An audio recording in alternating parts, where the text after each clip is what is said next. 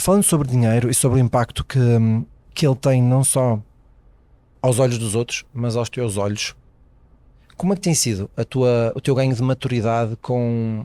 Começaste com PLs, os teus primeiros meses lucrativos foram de que valores? 2020 e quê? Foi então, posso até voltar um pouquinho que eu Sim. tava... Tá, beleza. Aí, Início do trading, se calhar. Exato.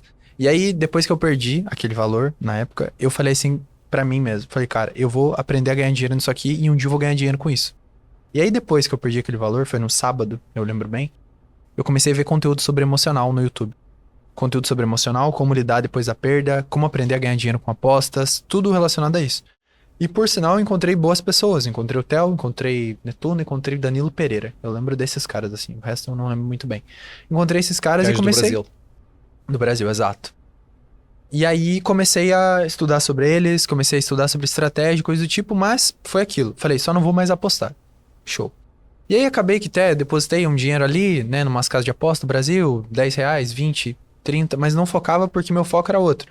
Fazia faculdade, fazia a carteira de motorista, a carta pra vocês de motorista. Condução, sim. Carta de condução. E aí tinha mais o trabalho. Então, no meu foco não era esse. Aí, no final do ano de 2020, eu saí do meu emprego de escritório, auxiliar de escritório, e fui pra uma empresa maior. Eu ia ser estagiário do Itaú, Banco Itaú. E aí sim, a partir dali eu já ia começar a ganhar um dinheiro a mais. Então eu já ia começar a ganhar por volta de 2.000 e pouco. 2.000. Falei, todo esse dinheiro que entrar, eu vou... É o que recebe um bancário no Brasil? 2.000 e qualquer coisa euros? Reais?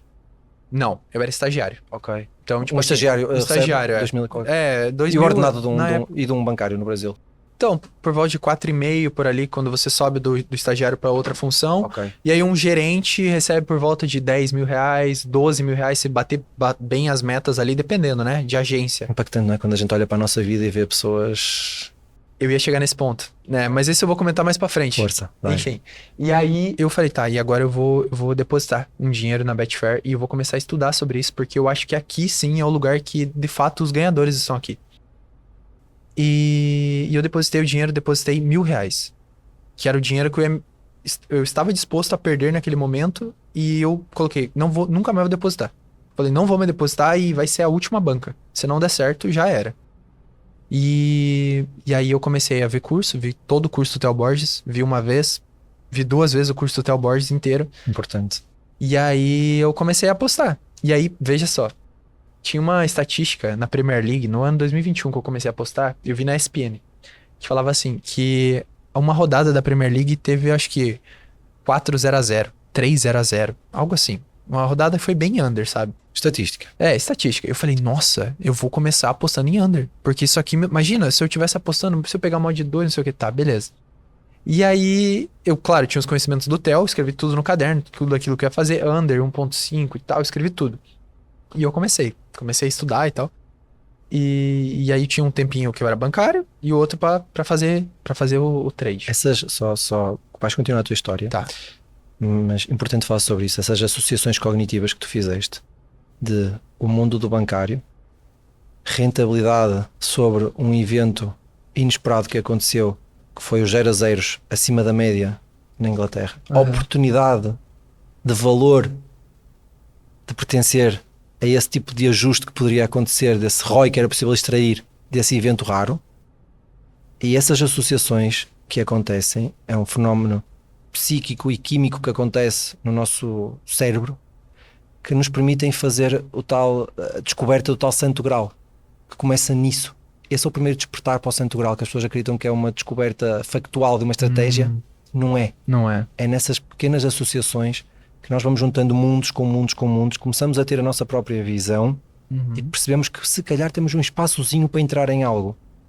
Então tu tiveste a expor a diversas influências, conseguiste juntar a esses mundos. Sim. E criar algo para ti, brutal. Sim. Continua, podes continuar. E aí eu fui no YouTube, tinha o canal do Renan Zandonati, e ele, na época da pandemia, falava sobre investimentos. Um abraço para o Renan. Um abraço para o Renan. Falava sobre investimentos, renda fixa, renda variável. E eu comecei a estudar por ali. E depois ele já veio com o trade esportivo. Eu também já estava ali naquela área. E falei, nossa, esse cara fala de trade esportivo, vambora. E aí eu criei minhas planilhas lá, tudo, método pronto, entrar tal minuto, aquele jeito, né? E aí eu comecei a fazer under limit. por conta de alguns conteúdos que eu tinha visto, eu tinha minha mãe tinha um computador, que ela é contadora, então ela fazia imposto de renda numa época do ano lá no Brasil. Normalmente entre abril até junho, mais ou menos, tem esse período que faz imposto de renda. Então minha mãe usava esse computador para isso, para trabalhar. E eu peguei um computadorzinho velho que ela tinha, aí eu comecei a clicar no escritório, no quarto dela. Vamos ter uma pequena pausa novamente nessa história. Tá. Vai ser incrível a gente bater vários assuntos enquanto tu vais contando a história. Legal. Sais de uma expectativa de carreira bancária respeitável pelos teus pais, vista aos olhos deles, nem precisavam de binóculos, muito fácil ver o orgulho que os teus pais poderiam ter em ti enquanto bancário, enquanto o filho que iria andar de fato e gravata, não é? Terno, como se chama no Brasil, acho eu, não é? Um terno. Sim. Terno e gravata. E de repente vamos ter o filho que é da baiana, chinelo, calção, cabeada, acordar às horas que quer para trabalhar e gerir a sua própria vida porque vai estar no mundo das apostas, entre aspas. Sim. Como é que uma mãe de um futuro bancário aceita no presente um filho trader e a viver das apostas? E depois continuas a tua história. Quero saber o que é a tua mãe, um rapaz novo. A minha mãe, quando eu larguei o meu emprego, a minha mãe chorou muito. Chorou muito.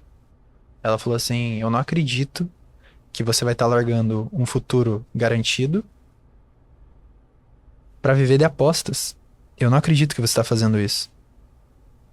Eu não acredito que você está largando a faculdade, que era o meu sonho, ter um filho formado na faculdade, por conta de apostas.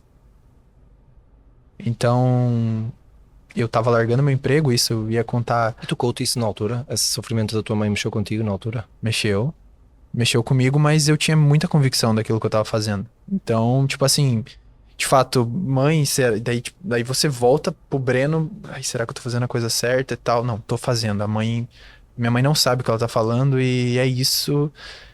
Eu falava, mãe, se não der certo, eu sou novo, eu vou retornar pro mercado de trabalho e se não der certo de fato, eu acho que é esse o momento que eu preciso arriscar. É esse o meu momento.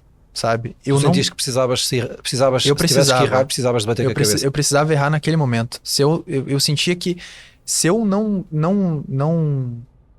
passasse por aquele momento, tipo, se eu não arriscasse naquele momento, eu sentia que eu tava perdendo a oportunidade de vida. Preferias morrer a tentar do que morrer por saberes que nunca tinhas tentado. Exato. É isso aí. Eu sinto isso. Então... E és assim para tudo na tua vida? Para tudo. Produção de conteúdo é a mesma coisa. Eu preciso tentar ter alunos, eu preciso tentar produzir conteúdo, eu preciso tentar mostrar para as pessoas que o tigrinho é errado, que as apostas de casa de apostas são erradas e que Exchange é um caminho mais tranquilo para as pessoas, né? Entre várias aspas, obviamente. Eu quero te convidar a usar aqui este martelo, onde nós atestamos aqui algumas verdades e eu confirmo aquilo que estás a dizer. É preciso, e realmente o trading não é tigrinhos, e podes bater aí, porque é verdade. O trading realmente não tem uma soma negativa a longo prazo, é possível ter uma soma positiva de trades bem feitos, e é importante que o respeito seja muito diferente quando olham para aquilo que a gente faz e para uma atividade tão bonita como aquela que a gente tem. E quando nos colocam no mesmo saco, tigrinhos da vida, ou blazes da vida, ou roletas da vida. São coisas totalmente diferentes. Mas regressando àquilo que me dizias, a tua mãe tiveste que lidar e seguir em frente mesmo contra a expectativa da tua mãe.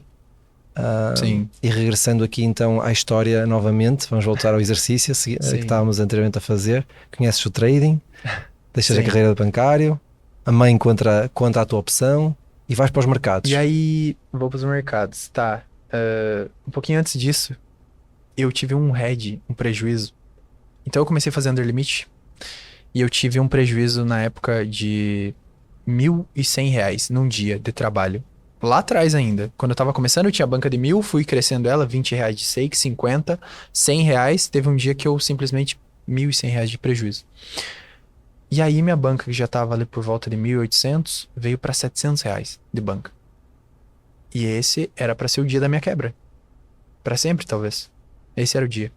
Foi num sábado. Mas porquê colocaste tanta porcentagem numa banca? Então, exatamente. Porque normalmente trading, Isso, vamos aqui só distinguir uma coisa antes de tu dizeres, que é a tua banca que tu tinhas não era só a tua banca, era a tua reserva total financeira, porque há as bancas de trabalho e há as reservas financeiras de cada indivíduo. Sim. Então nós quando falamos do trem, as pessoas pensam, o Abraão tem uma banca de 100 mil libras, por exemplo. Sim. O Abraão só tem 100 mil libras. Não, o Abraão tem a banca de 100 mil libras e tem as suas poupanças pessoais já acumuladas ao longo da sua carreira.